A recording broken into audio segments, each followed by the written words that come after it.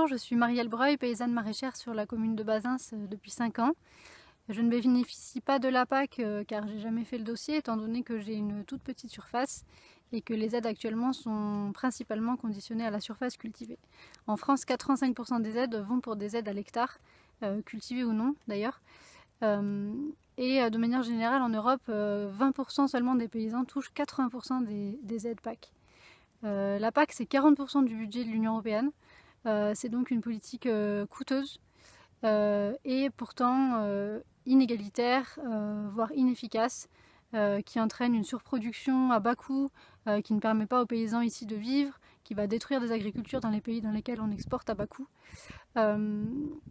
Aujourd'hui, on est face à une crise environnementale, économique, sociale, sanitaire globale, et je pense que l'agriculture a un rôle fondamental à jouer. Mais pour ça, la PAC doit être complètement revue. On a de plus en plus de petites fermes qui produisent une nourriture de qualité, de proximité et qui ont du mal à vivre car elles ne sont pas du tout aidées. Pour moi, la PAC, elle devrait prévoir une enveloppe forfaitaire minimale pour les petites fermes, prévoir un plafonnement des aides pour éviter cette inégale répartition et conditionner toutes les aides à la qualité de la nourriture produite et aux services environnementaux rendus par les fermes.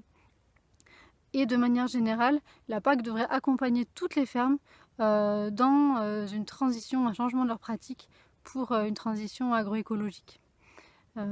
Et avec une telle modification de la PAC, je pense que l'agriculture pourrait enfin devenir résiliente, produire une nourriture de qualité, permettre la souveraineté alimentaire ici et ailleurs, et permettre un revenu juste pour les paysans.